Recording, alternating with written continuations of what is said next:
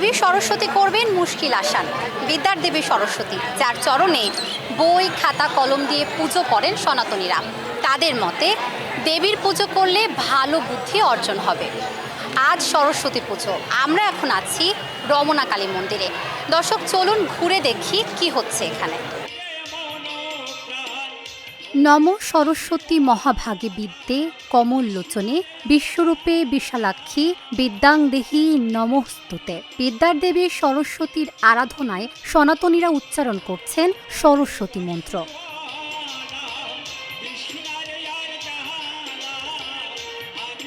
সরস্বতী পুজো উপলক্ষে রমনা কালী মন্দিরে জমে উঠেছে সনাতনীদের আরাধনা।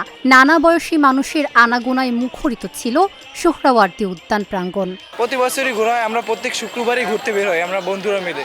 যেহেতু পূজা সেহেতু হচ্ছে মেলা কিংবা হচ্ছে সুন্দর করে সাজানো হয়েছে, গান হচ্ছে ভিতরে।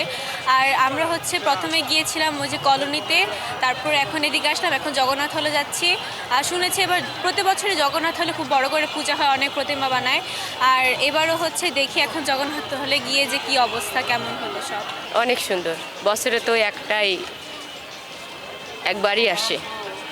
মা তো বিদ্যার দেবী, ধনের দেবী। ধনের দেবী নয়, বিদ্যার দেবী। বিদ্যা ছাড়া তো কিছুই হয় না। বিদ্যা তো সব কিছুতেই বিদ্যা লাগে। বর্ষাতে আরও আগে দেওয়া হয়েছে, এখন মনে করেন আপনার এই অনুষ্ঠান রাত 10টা 11টা 12টা পর্যন্ত থাকবে।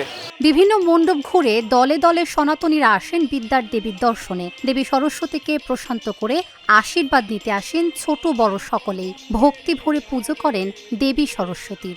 পরিবেশটা ভালোই, এখন তো দুপুর, এর জন্য একটু লোক সংখ্যা কম, অনেকেই চলে যাচ্ছে, পুজো শেষ, প্রসাদ পেয়ে চলে যাচ্ছে।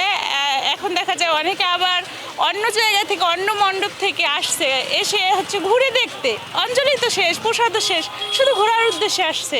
এ পর্যন্ত আমাদের পুরান ঢাকায় কিছু আছে, ওখানে সকাল থেকে অঞ্জলি দেওয়া, ওগুলি করলাম।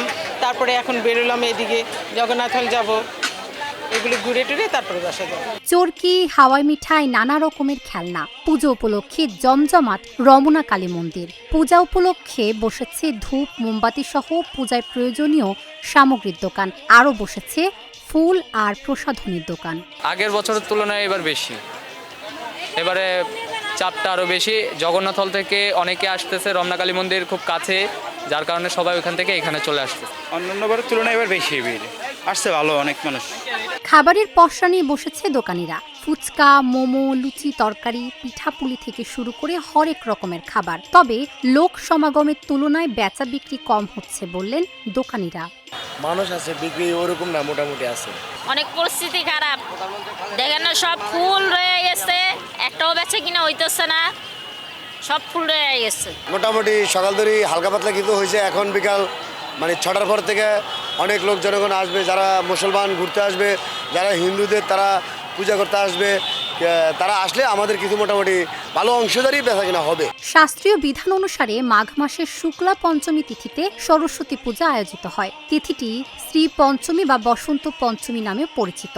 উত্তর ভারত, পশ্চিমবঙ্গ, ওড়িশা, নেপাল, ভুটান ও বাংলাদেশে সরস্বতী পুজো উপলক্ষে জমজমাট আয়োজন হয়।